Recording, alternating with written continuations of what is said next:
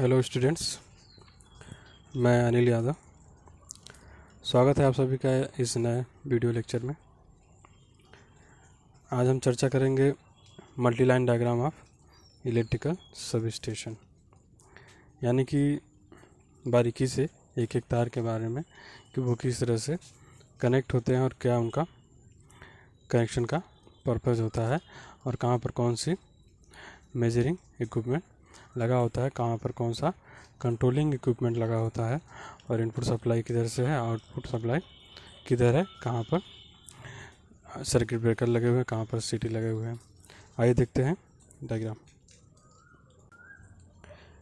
यहाँ एक multi line diagram दिया गया है सब स्टेशन के लिए, जिसमें सभी कुछ दिखाया गया है जो एक सब स्टेशन में होना चाहिए।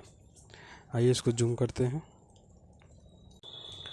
सबसे ऊपर देखेंगे आप कि लिखा हुआ है existing 11 kilovolt line from single pole, यानी कि सिंगल पोल सप्लाई से जो हमें सप्लाई मिल रही है, यानी कि उस पोल पर जो सप्लाई आई हुई है वो है 11 किलोवोल्ट। यानी कि सब स्टेशन कैसा हो सकता है, 11 kilovolt by 400 volt sub station step down voltage. आगे देखते हैं क्या इसमें सबसे पहले लगा हुआ है इसमें TPMO, triple pole manually operated switch, और उसके पास में दिख रहा है ये फ्यूज जो एक कहलाते क्या ST फ्यूज। ST साइड में लगा हुआ तो उसे ST फ्यूज कहते हैं। उसके आगे जब हम बढ़ेंगे तो ये ट्रांसफार्मर दिया हुआ है।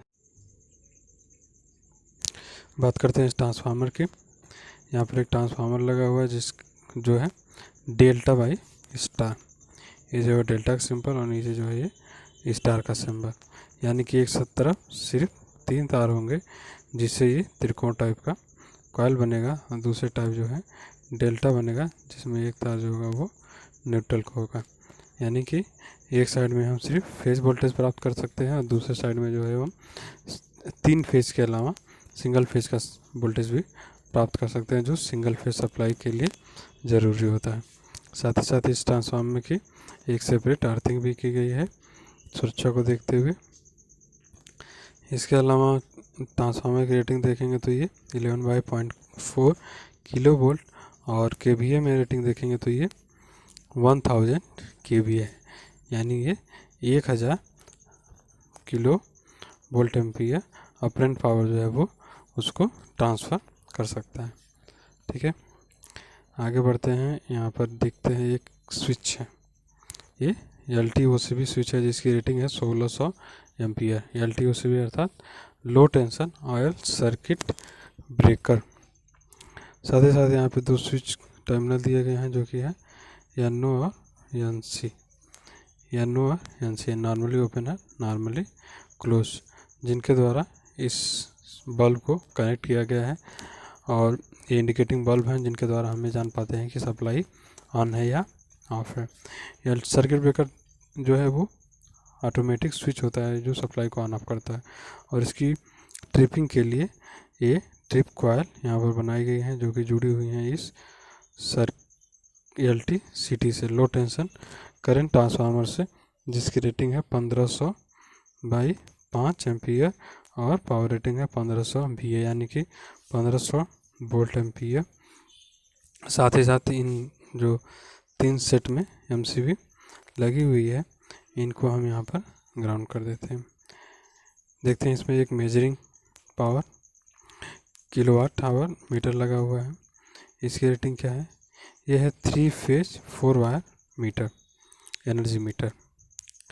इसको जो है सप्लाई दी गई है नीचे से, यहाँ से 3 फेज फ्यूज के माध्यम से, तीनों फेजेस को फ्यूज के माध्यम से इस एनर्जी मीटर में सप्लाई को फीड किया गया है, और फिर कॉइल से होते हुए करंट जो है दूसरे सिरे से बाहर निकलते हैं तारों के माध्यम से, और उनको फिर से ले जा करके इन CTs को फीड कर दिया गया है। और ये जो लास्ट वाला तार है इधर दिख रहा है, ये है न्यूट्रल वायर जो कि यहाँ पर न्यूट्रल वायर से जुड़ा हुआ है। साथ ही साथ यहाँ से 3 तार और निकले हुए हैं जो सीधे जो है सर्किट करंट ट्रांसफार्मर में जाके जुड़े हुए हैं। नीचे आएंगे और तो देखेंगे यहाँ पर एक रोटरी स्विच और एक वोल्ट मीटर लगा हुआ है। इनका क्या काम है कि एक ही वोल्ट मीटर के द्वारा तीनों फेजेस के वोल्टेज को माप लेना। कैसे? तीनों फेज के वोल्टेज को कैसे नाप सकते हैं एक वोल्ट मीटर से? रोटरी स्विच जो इसमें 1 2 3 4 टर्मिनल होंगे जो R/B से जुड़े होंगे, और ये टर्मिनल वोल्ट मीटर के एक टर्मिनल से और वोल्ट मीटर का दूसरा टर्मिनल जो होगा वो न्यूट्रल से जुड़ा होगा। तो इस तरह से हम बारी बारी से एक एक फेज में, और न्यूट्रल पहले से कनेक्टेड होगा, जोड़ करके हम R/B सभी के वोल्टेज को हम चेक कर सकते हैं और देख सकते हैं कि इसमें वोल्टेज क्या आ रहा है, असमान है या समान वोल्टेज है।